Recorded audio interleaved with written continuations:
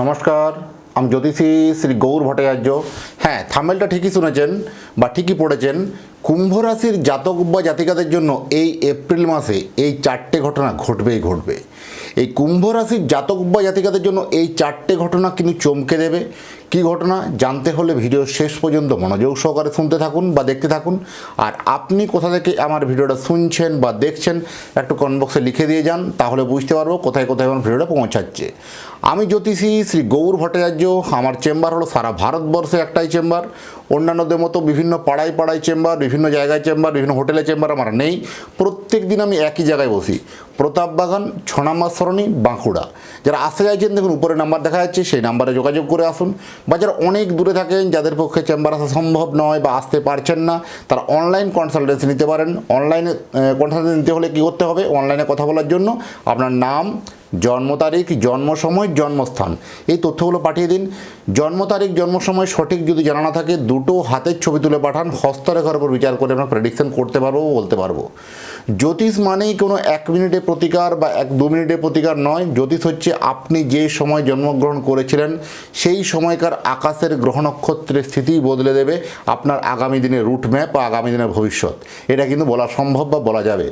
দেখুন, আমার কাছে জ্যোতিষ দেখাতে হলে একটা কথা মাথায় রাখতেই হবে যে আগে আপনার যে সমস্যার কথাগুলো, প্রবলেমের কথাগুলো নিজে থেকে বলবেন না, বলবো আমি, পথ দেখাবো আমি। প্রত্যেকটা ভিডিও দেখবেন এই কথাটা আমি বলি।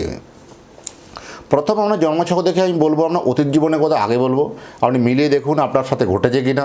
তারপরে বলবো আপনার বর্তমান জীবনের কথা, আপনি মিলিয়ে দেখুন যে আপনার সাথে ঘটছে কি না। তারপরে আসলে ভবিষ্যৎবাণী। এই অতীতের কথাগুলো এবং বর্তমানের কথাগুলো যখন আপনার কাছে মিলে যাবে, আমার ভবিষ্যৎবাণী কথাগুলো আপনি মেনে চলবেন বা অনুসরণ করবেন। এইভাবেই প্রেডিকশান করতে ভালোবাসি। দীর্ঘ 2010 সাল থেকে একই প্রফেশনে যুক্ত আছি। আমার সম্বন্ধে আরও জানতে হলে গুগলে গিয়ে সার্চ করে লিখুন অ্যাস্ট্রোলজার গৌর ভট্টাচার্য, সেখানে লিখুন, সমস্ত তথ্য আপনারা জানতে পারবেন। যাই হোক, কুম্ভ রাশির জাতক বা জাতিকাদের জন্য ব্যবসাতে নতুন একটা ভালো জোশ কিন্তু পাবেন এবারে এই এপ্রিল মাস।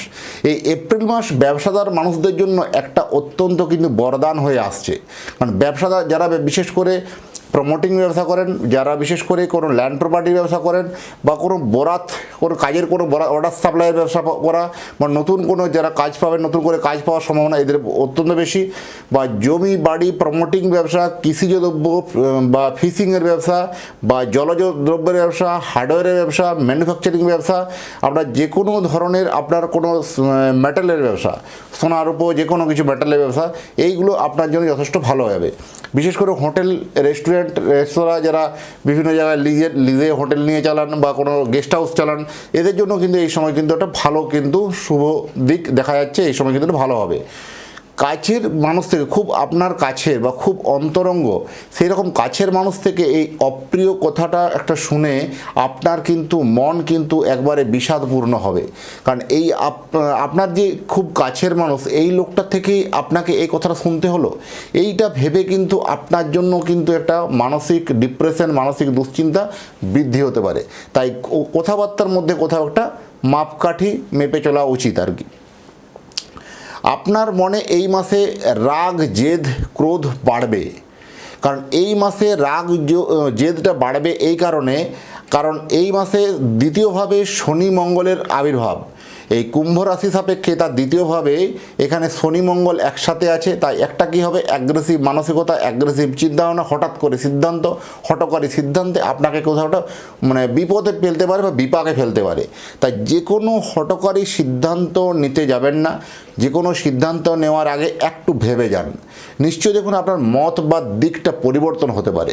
এরকমও একটা হলপ করে বলে দেওয়া সম্ভব বা বলে দেওয়া যায়, আপনি রাগের মোমেন্টে যে সিদ্ধান্ত নিতে চলেছেন, এই সিদ্ধান্তর জন্য আপনাকে কয়েক বছর ব্যাকফুটে চলে যেতে হতে পারে।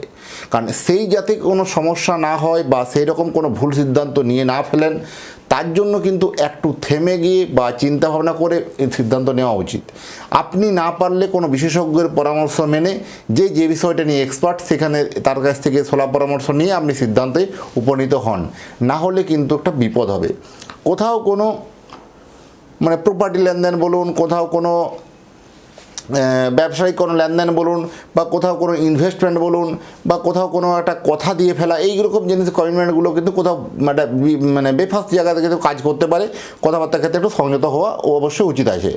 এই রাগ বা জেদ থেকে কিন্তু ঝামেলা ঝঞ্ঝটের একটা অনেক বড় কিন্তু ইঙ্গিত লক্ষ্য করা যাচ্ছে। কারণ আপনি এই মুহূর্তে হয়তো এপ্রিল মাসে ঝামেলাটা হবে না, এই ঝামেলাটার বীজটা আপনি এখন বুনে গেলেন, ইন ফিউচারে কিন্তু এটা ঝামেলা তৈরি হবে, এটা আপনার জন্য কিন্তু ভালো নয়। তাই সিদ্ধান্ত আপনাকে ভেবে চিন্তে নিতে হবে এই এপ্রিল মাস। আপনার যে পুরানো কোনো সম্পর্ক, আপনার কোনো পুরনো রিস্তা, সেই পুরনো সম্পর্ক থেকে কিন্তু ঝামেলা আসবে, তাতে বন্ধুত্ব হোক আর প্রেমই হোক, যেই হোক না কেন। আপনার বন্ধু ছিল বা বান্ধবী ছিল, প্রেম ছিল, কোথাও সেই সব ঝামেলা আপনি হয়তো 10 বছর 20 বছর বা 5 বছর কোনো যোগাযোগ হয়নি, নতুন করে কোনো কানেক্ট হওয়া, নতুন করে কোনো ইমোশনালিভাবে জড়িয়ে পড়া বা সেখানে কোনো সম্পর্কের একটা অবনতি হয়ে দাম্পত্য জায়গাতে একটা হ্যারাসমেন্ট হওয়া, দাম্পত্য জায়গায় একটা অসুবিধা হওয়া, এরকম ধরনের কমপ্লিকেশান কিন্তু আসতে পারে। সচেতন থাকা অত্যন্ত জরুরি আছে। আর আপনি যদি ভাবছেন যে আপনার সন্তানের জন্য একটা জন্মকুণ্ডলী বানাতে চান, তাহলে আপনার সন্তানের নাম, জন্ম তারিখ, জন্ম সময়, জন্মস্থান, এই তথ্যগুলো পাঠিয়ে দিন। পৃথিবীর মানচিত্রে আপনি যে কোনো জায়গায় থাকুন না কেন, কুষ্টি তৈরি করে, কুষ্টি বিচার করে ডিটেলস আপনার অ্যাড্রেসে বাই পোস্ট দ্বারা আপনাকে পাঠাতে পারবো। যদি মনে হয় আপনার সন্তানের নিয়ে জানতে চান, আপনার সন্তানের পড়াশোনা কেমন হবে, সন্তানের শিক্ষা কেমন হবে, সন্তানের তার কর্মজীবন কেমন হবে, বিবাহিত জীবন কেমন হবে, প্রেম জীবন কেমন হবে, সমস্ত বিষয়ে আলোকপাত করব। যদি জানতে হলে একটা হলে জন্মকুণ্ডলী বানিয়ে নেওয়াটাই সবথেকে শ্রেষ্ঠ বলবো। আর জন্মকুণ্ডলী বানাতে হলে উপরের নাম্বারে অবশ্যই যোগাযোগ করতে হবে। যারা এতক্ষণ ধরে লাইক, কমেন্ট এবং শেয়ারগুলো করলেন এবং ভিডিওটা মনোযোগ সহকারে শুনলেন, তাদেরকে অসংখ্য ধন্যবাদ। আবার দেখা হচ্ছে নতুন তথ্য, নতুন ভিডিও নিয়ে। নমস্কার।